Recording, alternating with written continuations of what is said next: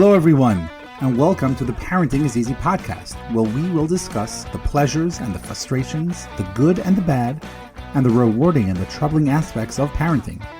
I am your host, Hananya Abraham, and I'm a psychotherapist that specializes in working with teenagers, young adults, and parents with a specific niche in assisting with communication within the family dynamics.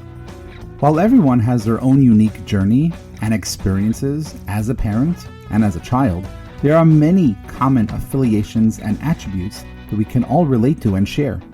Together, we will learn from personal stories and experiences from parents across many different backgrounds, cultures, and communities. So get comfortable, grab your glass of coffee, and let's get right into the interview. Hello, everyone, and welcome back to another episode of Parenting is Easy, said no one ever. Today, I am joined by a guest that is going to help us parents work on sleep patterns, not for ourselves, but for our kids. Jade has been a professional working for the past few years, specifically for infant and child-related sleep issues, customizes the sleep issues for every individual issue that is specific to that parent that she has been working with. She has worked with professionals from Lucy Shrimpton, Charlie Day, and Lisa Johnson, and has been supporting families in this field for over 2 years now. And without further ado, and to give a little bit of a background of where she's from and how she has gotten into this in the first place, Jade, thank you so much for joining us today. Hello, thank you so much for having me here today. I really appreciate it. I can't wait to tell everybody about what I do and why I do this. Apologies. We have a nice viral bug going around our house at the moment, which has hit us all. So apologies for any croakiness. So I'm Jade. I am from Edinburgh in Scotland, and I'm a mum of two amazing kids. They are now 7 and 3. And our sleep journey hasn't always been the easiest, I would say. So with my eldest, he's an amazing kid. Very, very tuned into his surroundings. His timings were extremely sensitive. But in those early months, I felt so lost in the world of sleep. And I always say I so wish at that point there was somebody who had sat me down before baby came along and gave me real expectations of what baby sleep was like. And comforting techniques for your baby, all these sorts of things I think is so valuable for first-time mums. And we found our way, but it wasn't the easiest. And I think we hit a lot of more sleep challenges when he hit the toddler years. I read all the baby sleep books at that point. My husband works away offshore, so he is away 6 months of the year. And I remember looking down at this tiny baby, 13 days old, on my own and going, what do I do now? Exhausted at that. So I found my way eventually with him. And when my youngest came along, I thought I knew a thing or two about baby sleep, because I think the fascination had started from when my son was at such a young age. And I thought I had all this in check. And she arrived, bless her heart, with severe reflux, many sleep challenges in her way. And I went back to all the baby books and they did not work for her. And of course they didn't. They're two completely different children, two completely different personalities, different sleep needs. And I could not figure out how I could help her with her sleep, especially with the reflux. And it was at that point my husband said, I think we should see if there's a professional who can help us with this. And that's when I decided I would do one better and become the professional. And I put myself through extensive studying qualifications and exams. And the rest is history. I started up with this and now I help support other families so they don't have to be alone in the world of sleep. Wow. Yeah, that's a lot to unpack, and thank you for sharing that. One of the first things that I was thinking about as you were talking is the fact that parents need to realize that at a certain point they're not alone, and that it's okay to ask for assistance. Can you talk a little bit about that, of what that process was like for you and your husband, and when it was something that was brought up by him, how the two of you came together and the importance of parents coming together when it is a two-family household, of being able to be on the same page and then seeking and finding the right help. What does that process look like? And what is that point that parents should be taking note Oh, of? absolutely. And I think as parents, now we're not expected to know it all. We don't get a guidebook on parenthood, right?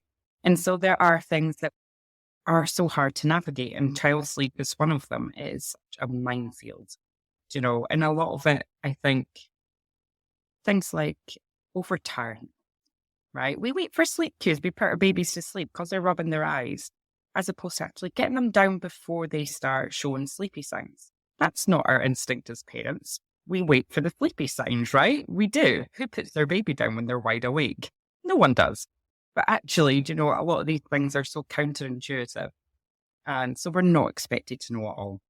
I think for us, more so because she was our second. And we thought we knew some things about sleep, and actually we got proved very, very, very wrong. And many families who come to me are at rock bottom. I think as parents, we try and keep carrying on and carrying on, and we carry on until we get to that really broken level of I cannot do this anymore. And again, I think there's a lot to play in social media nowadays of, perfect sleeping babies or perfect families. And it just isn't like that. And we can look at other friends who have maybe painted their baby the perfect sleeper. There is no perfect sleeper. They all go through development leaps. They all go through teething. They all go through all these other things and sickness bugs. But it makes some parents question and wonder why. And that comparison can be so destroying. So my biggest bit of advice there is don't compare yourself to other people. You will get unsolicited advice or it'll pass or this happens and it'll be fine by the time they're two. But when you're struggling so internally, you cannot cope with the level of sleep that you're getting anymore, or with knowing that your little one is not getting the sleep that they need either. And something can change. You're just not sure how to navigate it. Reach out for help because we're not designed to know it all. We are not. It's beautiful. As parents, it's such a tough journey as it is. And when we're so sleep deprived, it eats away at our emotions, how our reactions are, our patience is at rock bottom. So then we end up in a cycle of parent guilt, don't we? Oh, I wish I had more patience with them today. Or, wish I'd spoke to my husband a bit nicer today. But you're so unbelievably exhausted and our brain is reacting as it's meant to when it's sleep deprived, but we can't get out that cycle. And then all we think about is sleep and how it's affecting us. It's a downward spiral. And when you see that, or at any point before that, it's okay to reach out for help. Yeah, that makes a lot of sense. And I just to take it a step further, going back to something that you were saying when we started, the difference between two children within Yeah. the same family, and that expectation sometimes that we may have.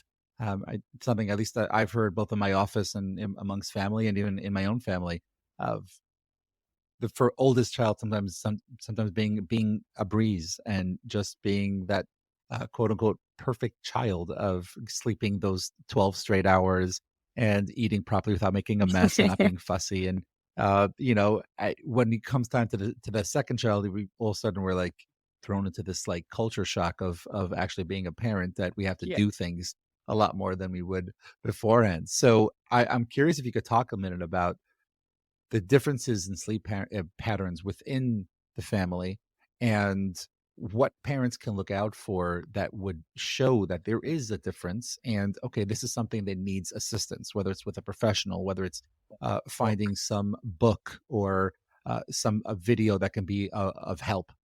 What would be a guideline for parents to sort of take Okay, note so of? to put in perspective, I'll kind of chat the differences between my two, and then I'll talk a little bit about differences between children. So I lightly touched on my son, who was extremely time sensitive. I could have told you what happened in the night if he slept 10 minutes too late one way, 10 minutes too early the other. He was, and he still is, extremely time sensitive at the age of 7. He's very easily stimulated. You will know yourself. You have little ones who are so alert, very easily stimulated in the world. get to a very early stage where actually naps in the buggy are a bit too stimulating for them because they're taking everything in, and their brain are just that bit more active, just that bit more reactive. And so you'll know if you have what I call a super alert on your hand, where What was like a that? What super was that? alert little one on your hands. Okay. And quite often with the super alert type of children, you find that often our loving attempts to help them get to sleep, all that reassurance, is actually very, very stimulating for them. So they might need a slightly different approach that's still very responsive. Then you have, on the opposite end of the scale, an easygoing personality, which my daughter is. She's the one who drove me to this, so that doesn't mean she was a great sleeper. But in general, they're a bit more adaptable. Their timings can be more adaptable. Environments can be more adaptable. How they navigate their way through the day and with other people or, parents, they have a bit more of an easygoing tendency. Like I said, doesn't make them any better sleepers, but you might see these differences between your children. So that is what I home in on. It's these personality differences between kids. So we have very tuned in children as well, who you might find your little one might be very emotionally strong. Okay. So quite sensitive to change, lets you know when they're not happy about something. And, so they are also very different. In terms of, I don't think the personality part in itself might tell you if you need support or not. I think the factors that are going to tell you what support you may need will be things like how they respond to their settles, how they respond at bedtime. For super alerts, you might find you're rocking them in your arms for 3 hours and they're just still looking at you, being like, I'm so glad you're here. Right? And the easygoing ones might just have their timings a bit old, or they're waking up and they're just looking for a bit of reassurance. But it's how your picture is as a whole. Okay? Like, how are your days? Are you confined to one place and you want to be able to change that? Are you not getting the naps that you need and you know that their naps are short? Are your night waking so frequently? You know it's not hunger. You know it's not anything else other than, they're unsure about sleep. How can you build up their little confidence in sleep? Are the bedtime battles? Are you sitting there for 3 hours? And we all want to be responsive to our kids, but I've never met a parent who's like, yes, I'm happy to sleep on the floor for 3 hours at 7 o'clock, right? I haven't met anybody yet who quite likes to spend their evening like that. So these are the things I think when there's a bigger impact on the family, big impact on them, when you're looking to look for that support. If you want to read up a bit more about what works for your little one and your personality traits, there's lots of resources online. It's something I talk about often. You'll find it on my socials about personality differences, but you can go and have a look at these. There is also a great book. Is it The Gentle Baby Sleep? I think mentions the personality traits in it. And depending on which book you read or which article you read, they will be named differently. Okay, right. Everyone likes to call them something different. I call them super alerts, the tuned in personality type, and the easygoing ones. But depending on where you read, they might call them different things. But in whole, that's where we're homing in on, is these different personality traits within our little ones and what works for them. Because when you find something, when you understand what the personality trait is, you can understand what kind of sleep solutions work best for them, because you're working with them, you're not working against, their qualities, right? And so that's, I think, the important part. Oh, that's great. It's so many little tidbits over there that I picked up that you sort of talk about. And there's obviously some sort of correlation when it comes to the personality traits of a child for how they're going to go about sleeping. And as you're talking, I'm thinking about my kids, and I have two of my girls that share a room, and their personalities couldn't be further apart. And their sleeping habits couldn't be further apart. One of them falling asleep. If she asked me to get her a drink of water, by the time I come up, she could be ready to be sleeping. And the other one could be up for 2-3 hours before she actually goes to bed. I'm curious if there's a guideline regarding a child being in bed for a certain amount of time where they're not falling asleep. And obviously, I'm talking about like it's a an older child where they already have more autonomy. They're already able to get in and out of bed on their own. They're in a Hmm. bed as opposed to a crib. Is there something that an amount of time that should be given to them to fall asleep before, okay, let's reach out for help, let's reach out for assistance? And another topic which you can probably go into a little bit more is melatonin levels, and what are the amounts of melatonin given to a child that is having sleep issues? Okay. I'll touch on the melatonin bit first so I don't forget it.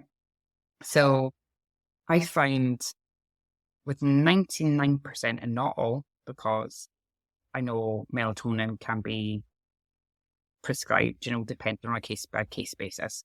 And I would say it's more relevant to children who have a natural melatonin deficiency, such as ADHD, on the autistic levels, tend to have less melatonin that they produce. And melatonin can be effective to help them get the consolidated sleep that they need. But I'm so glad you said that, because I think that's a very, very important point for parents to realize. If your child is suffering from a mental health disorder, to inquire, not just look online and Google it, but to inquire about what is the correlation between the amount of melatonin that is now given yeah, to that child. And that's dead on for this child that's having a hard time sleeping, who she has been diagnosed with ADHD, is on yeah. medications.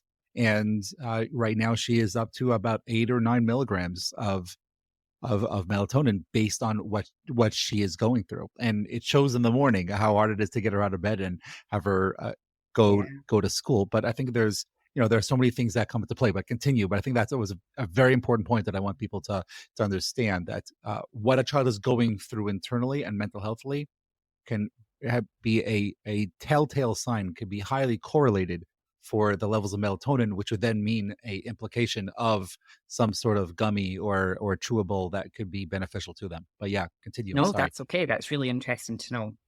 So I think in neurodiverse cases, you might chat melatonin. For neurotypical children, I've seen 99% do not need melatonin given to them in any dose.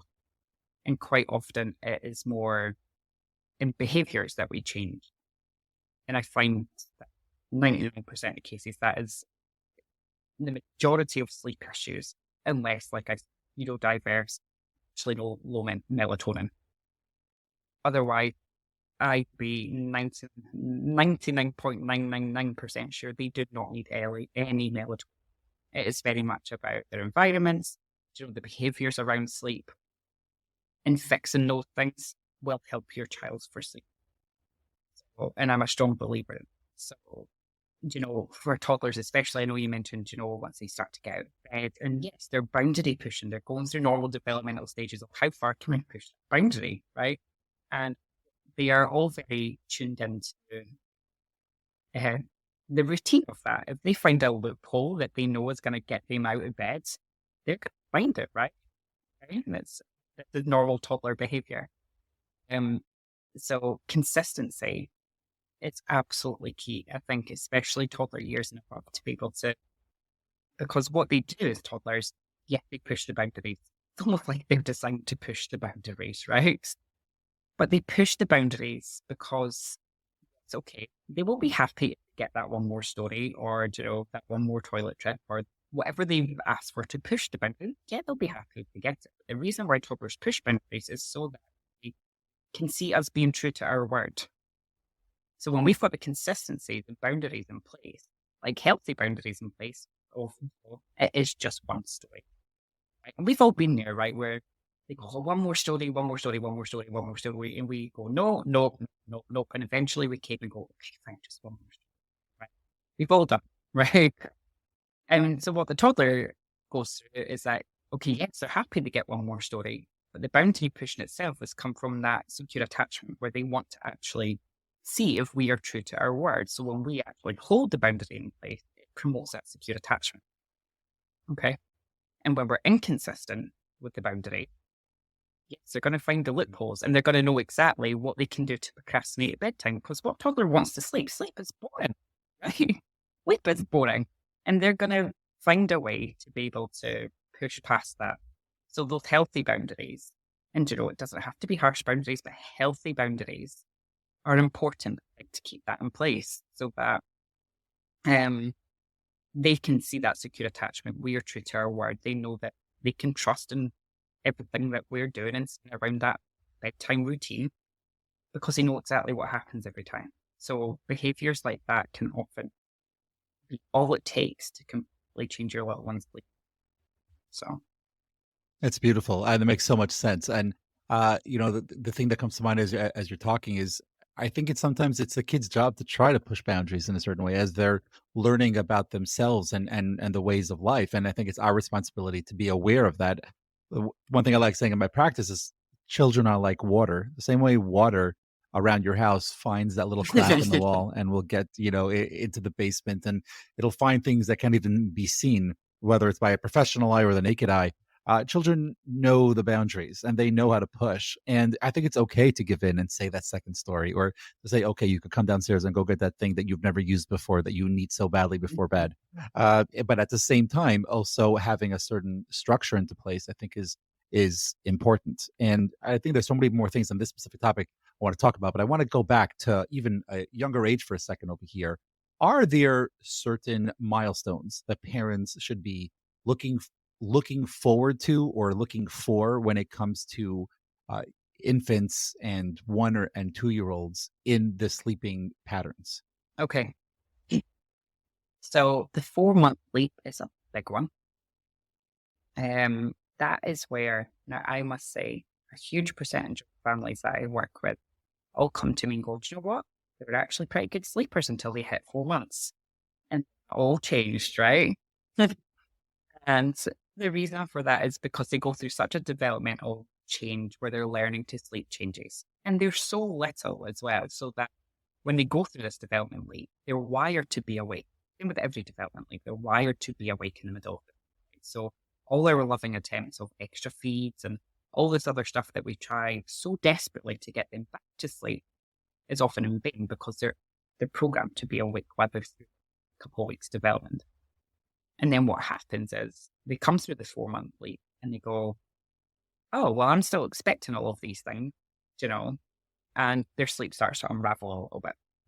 And as you work up, you might get to that 9-month mark where they start to be able to pull themselves up on the crib, which is always a good one. So that brings some bedtime battles sometimes because they just want to practice their new skills, right? They want to be able to pull themselves up and stand. They think it's great. So practicing a lot of these things in the day can help when you especially get talking milestone, things like pulling themselves, crawling, because they start crawling around the crib and they're like, this is great, I can crawl on here too, look at me. And so all of these things, I always practice as much as you can in the day. Try and keep the routine as calm as you possibly can. Yes, okay. It might be a bit frustrating when you're like, I know you need sleep and you're still hanging here off the side of the crib, but it passes.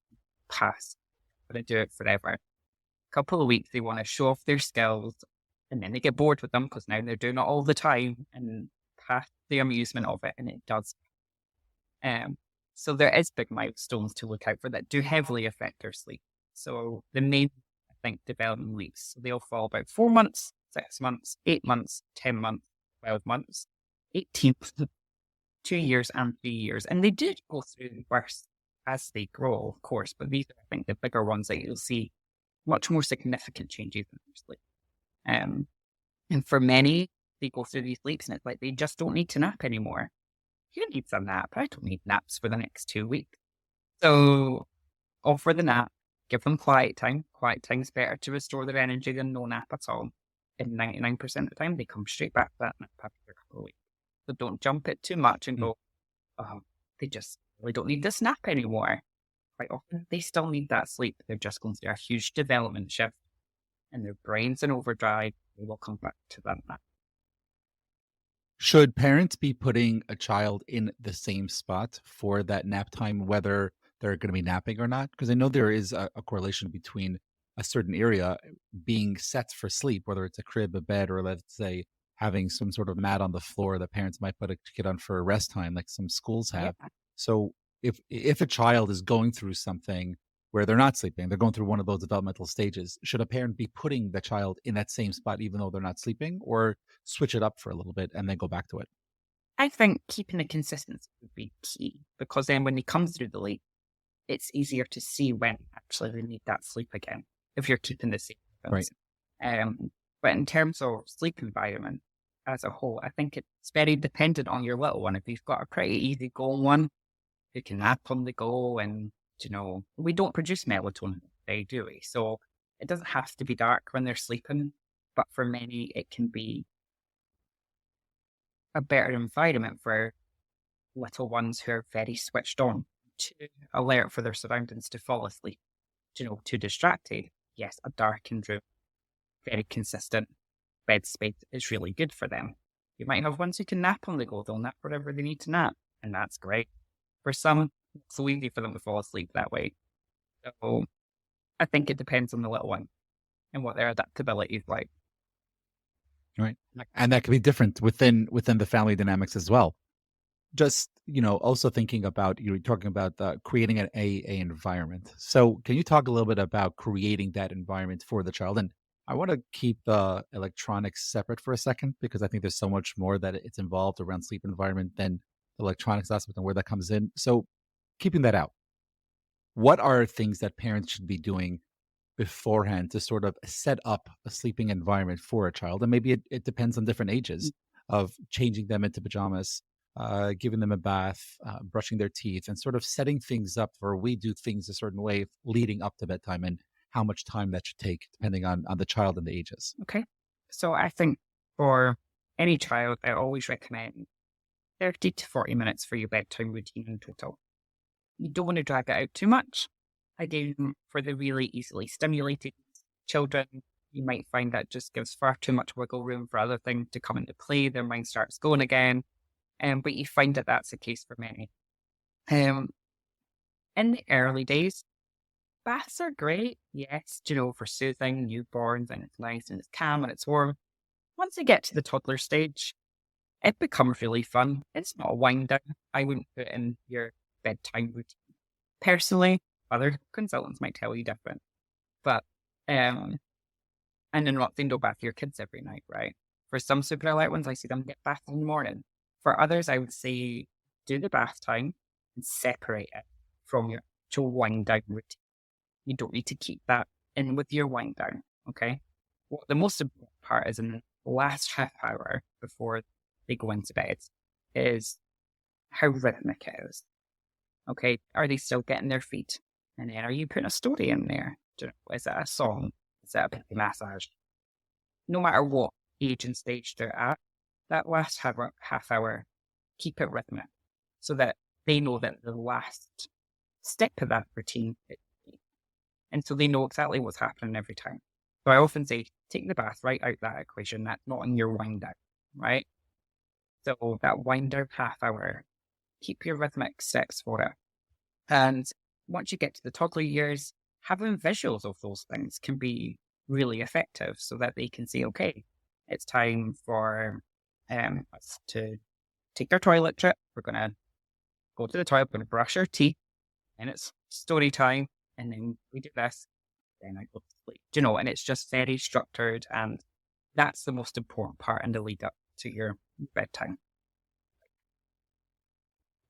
I like that. And I think through creating a sequential way of going about putting kids to bed, will, in the right time, and we could talk about this for a minute, being for a child being able to do it on their own instead of having the parent to do it with them. So at a certain age where a parent can say, okay, Rachel, it's time for bed. Yeah. The child knows, okay, so that means, and then there's a routine that is sort of kept. Is there an age where parents should start that process of making it happen? Or is it something that really depends so much on the child and the situation and the birth order and what's happening that day, whether it's a school day or a non-school day? What is there some sort of structure that you can or guidance in that parenting taking a step back when it comes to the nighttime routine? Yeah, definitely. And I do think it will be very child dependent in their confidence levels. I mean, they all have very different executive functioning, right? So you might have a 6-year-old is quite able to go and do their toothbrush, brush their teeth, take themselves to the toilet. It might still be that they want you to take them to bed, but they might be able to handle the routine part on their own, able to shower themselves. So I think it's gauging what where they're at in terms of levels. It can be like it's shower time or it's bath time. Do you want me to stay with you, or are you quite comfortable washing your hair by yourself, or do you need to remind you of the steps of that, right? And helping them along the way. It doesn't have to be, I don't think, something is quite defined in terms of age. I think your maturity levels are going to be very, very different depending on the child. And it might be even between girls and boys. And I know this sounds, I don't want to separate, but maybe not girls and boys, but with longer hair, they're going to have a harder time actually nailing the hair wash, right? And that lead up, as opposed to shorter hair, right? Where it's a bit easier to do. So they might still need a bit more. I think it's very, very different. It's very, very dependent. You might have some kids who are very confident actually tucking themselves in bed on their own. You might have some who actually just need a little bit more reassurance before bed, and that's okay too. But I think giving them the options and gauging where they are, oh, do you want me to stay with you tonight? Are you quite happy? It just gives it a little bit of flexibility to decide on what scale they're at to. And it does always come eventually. I think take the child's lead for a lot of it. Yeah. I love having that conversation and creating a responsibility within your child through the communication with your child. I know the way I like talking about it both with my kids and in my office is ABC the moment, where always be curious and having a child like, okay, so what's working for you? What's not working for you? I personally, I think bed should just be for sleep and nothing else. I don't think reading or watching or anything should be done in bed besides for sleep. So I like having a chair in my room where I'm reading before I go to bed, so that by the time I get to bed, it's a few moments before I'll actually get into bed. And it was something that I introduced with my kids of telling them, hey, let's go get little chairs you can have in your room so that you could read on it before. And that's sort of like the sleepy chair where it's like, okay, we're winding down here. And that's like sort of like starting the process of sort of really, really calming down for the day, so that once we're finished reading a book or two or three, if that's what the night calls for, to say, okay, now let's go to bed and do it your way. And I think every single situation is different in that sense. But I'm curious to hear from you the topic that I wanted to keep separate when it comes to electronics. And I think sometimes, and rightfully so, they could be used as a incentive. There was someone we had here on the podcast that has Carrots and Cake that talks about uh, being, and she has created together with her partner an app that makes it that in order for a child to do the things that they want to do on their tablet or iPad, they have to first do the things that they need to do, whether it's homework, music lessons, whatever it is. And then once that's done, then everything else on the tablet gets unlocked, which I think is great. That's But really sometimes, clever. yeah, it's really, really cool. Carrots and Cake, and I'm going to post a link in the show notes again, because I think what she and her partner have created is absolutely amazing. One of the things that I think as well that it could be a benefit is sometimes using things as a incentive to get to bed. And that being said, sometimes, however the day goes, and when they come home from school, it could be closer to bedtime when they have the opportunity to do the things that they want to do and want to play on the tablet. So I'm curious to hear from you when it comes to having a healthy structure that will not get in the way of sleeping patterns. What is a balance that parents should be having when it comes to electronic and tablet and computer use? Yeah. And do you know what? This sort of structure you just talked about is actually really quite nice, where, they maybe have to go through a series of things before they get that screen time. Could it be retrospective of they do all those things that day before, unlock the next day? So when they come home from school, actually get that time, and then they restart for the next day, right? So it's like, get your screen time first, right? Okay, that's time. Timers can work really well. It's 5 minutes or however long your timer is. And they know that time's coming. But then it is time to do homework, and then it's time to do all the other things. And if that all gets done after school, get their screen. And you could work it that way. But the time aspect I do quite like. In terms of when it works with sleep, and yes, you're right, technology can be a great thing, but it can also be that hindrance. Some kids will be very sensitive to the light that they get in the lead up to sleep. So that hour before bedtime, I think, is quite a crucial one to try and avoid that screen time where you can. Again, it might not affect too many kids, but I think especially once they hit toddler years and preschool years, school years, their imagination are really going up and down.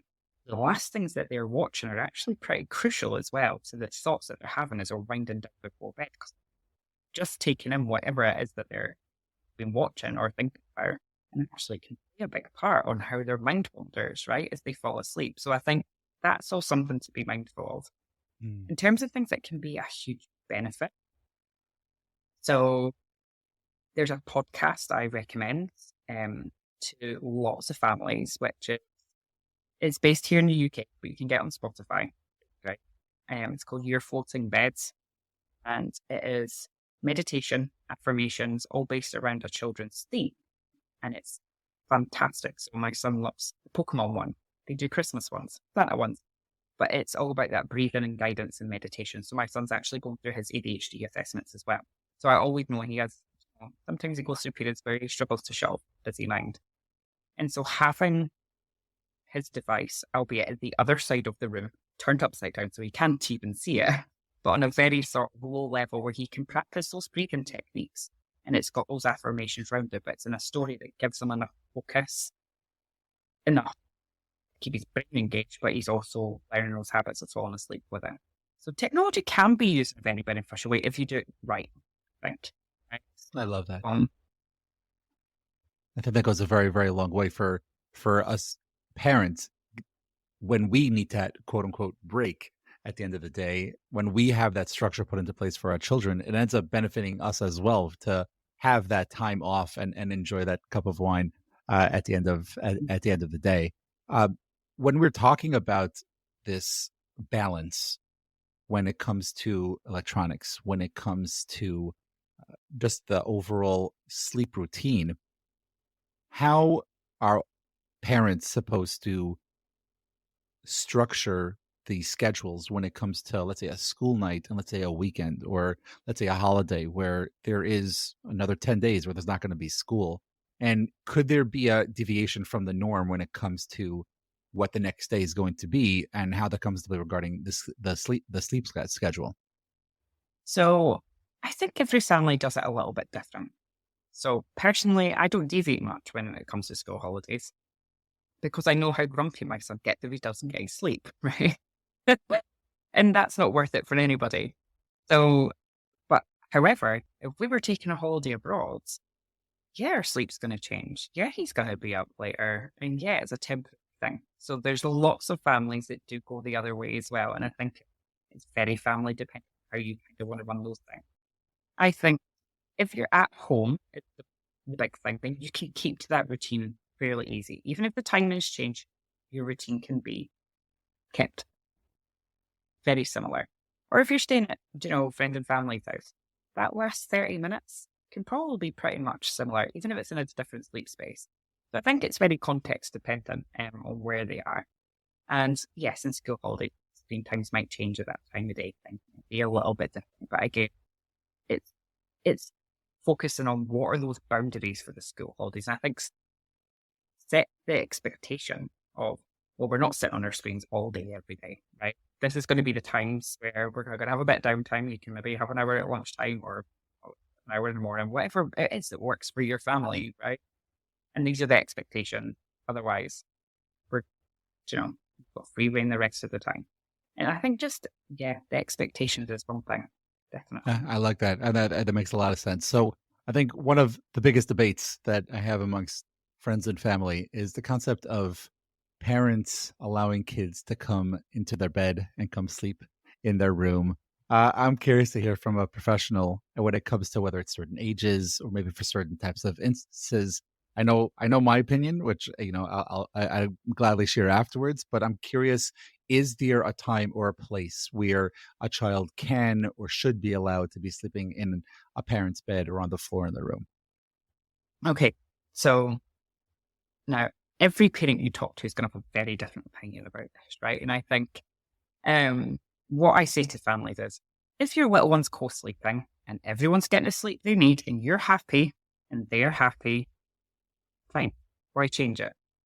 But if you're not getting the sleep you need and they're not getting the sleep they need and they're waking up to come through there and it's not working, it needs to change. Okay. And all little ones will be a little bit different, right? I know my son would give every toy in his room if he thought he could get into bed with me, right? And he would, right? Hands down, he would. We did our share of co-sleeping when he was younger. It didn't work for anybody. Okay. And I know if I tried to lay down beside him at that point, he'd talk to me for 3 hours because I was there, right? And that's not conducive for his sleep, nor mine. Doesn't work for many, many families. My daughter, on the other hand, likes her independence, right? There's no hope in hell you could even climb in her bed, never mind her coming in mine, right? And so all kids are very, very different. And all parents are different. And I think it impacts people differently.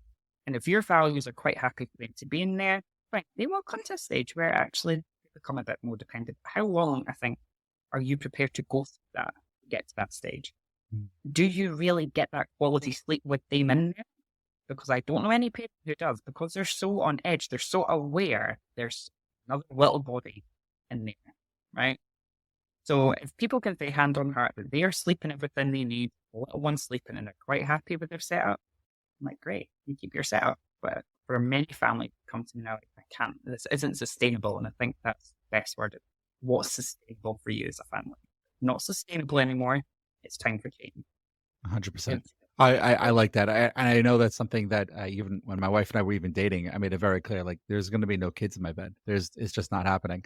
And here we are 16 years later, 5 kids. And I think I could count on one hand how many times my kids have slept in either mine or my wife's bed. So that's always something that it's an interesting conversation. And I think when you're talking to parents, say, so what's your opinion and how do you go about it? And there is no right answer, but there's the answer that works for you. So as we're sort of yeah. winding down over here, because we've talked about so many different areas when it comes to sleep, are there certain things that you, when you're coaching and talking to parents, that we haven't really talked about today, but are important points for us parents to know when it comes to learning about sleeping patterns for our children?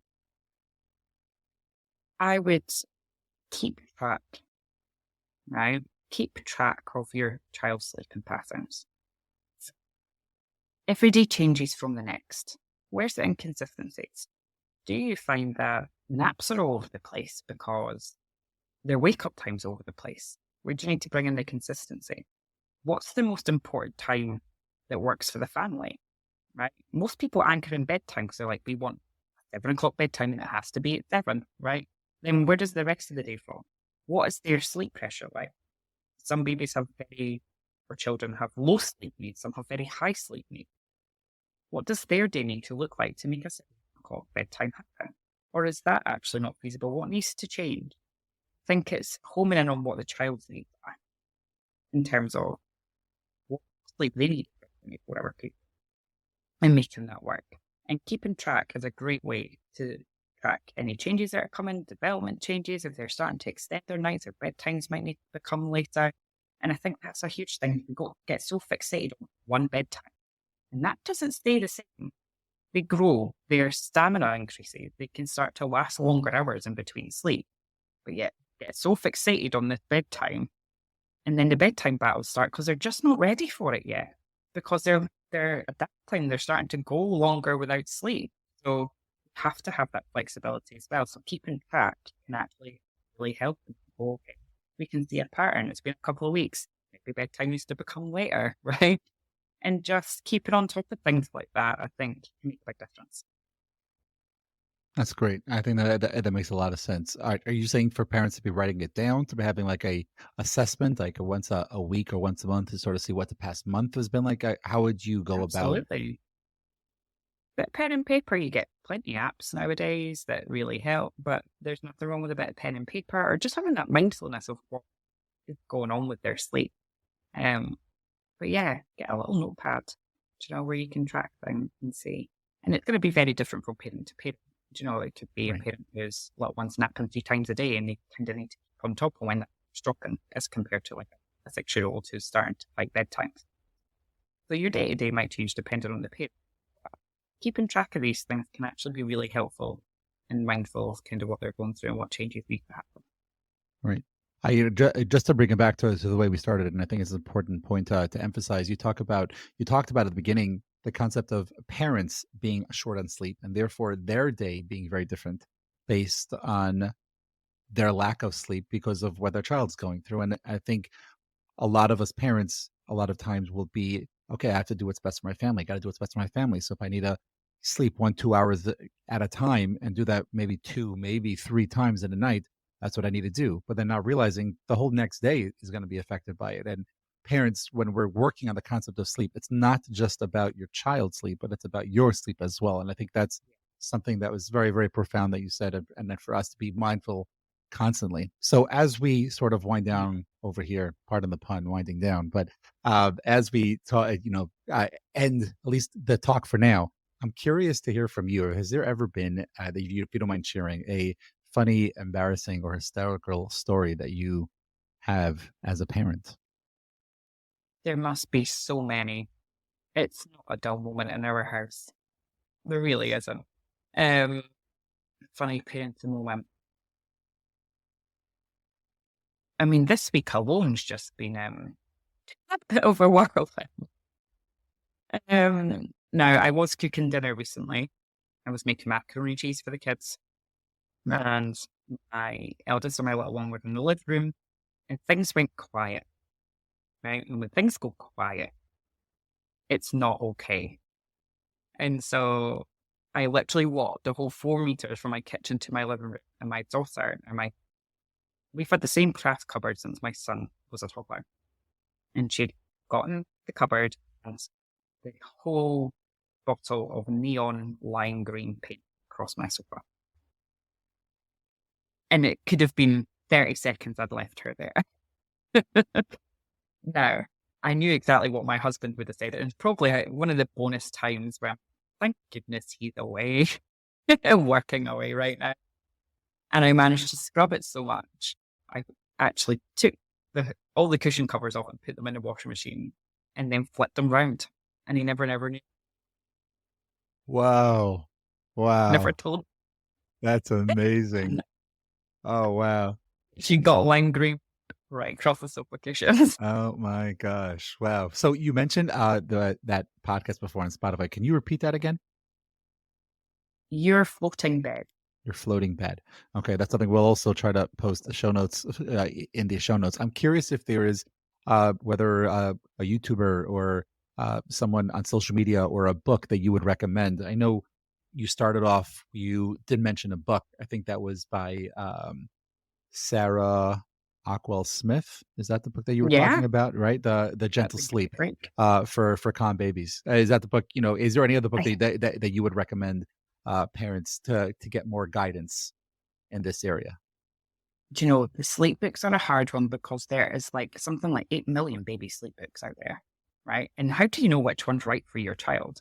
You could read, I knew that with the books I had first time round, I would have done second time round, and I still couldn't suss out my child's sleep. So I think find more an approach that works for you. If you want to be completely responsive to your baby, don't pick up a Ferber book, okay? Because that's not going to help you, right? And I think go on with your values when you're picking a book when it comes to your child's sleep. I think there's lots of great resources and we can get a much better feel for people online, you know, and sleep professionals who have the same values as you do as a parent. And I think that might bring you more value than what a book might. That's great. Right? I, So how I many appreciate you sleep we have saying to go through before we kind of find the advice that aligns well with us, right? That's a lot of reading. As parents, we don't have time for that to go and read 10 baby books until we find something that aligns with our child or us as parents. So I think take that time to find your resources and who you're seeking your advice from and what aligns with you and your child.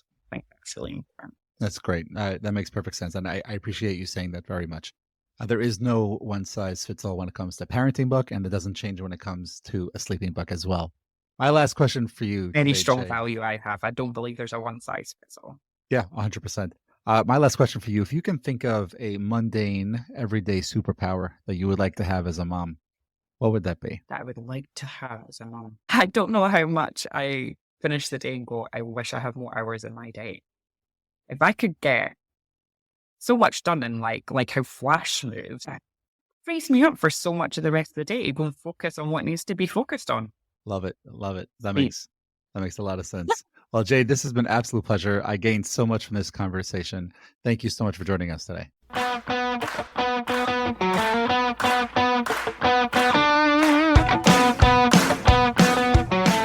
Hey again. I hope you were able to learn as much as I did today. Thank you so much for staying to the end and listening to the entire interview. Please feel free to leave a comment wherever you listen to this podcast. All comments will be read weekly, and we appreciate all feedback and ideas. If you have an idea for a guest or a specific topic, please feel free to share. Additionally, you can contact us at parentingiseasypodcast@gmail.com. Again, that's parentingiseasypodcast@gmail.com. Thank you for joining today, and remember, parenting is a journey. Don't forget to enjoy it. The goal is to be a little better today than yesterday, and hopefully better tomorrow than we were today.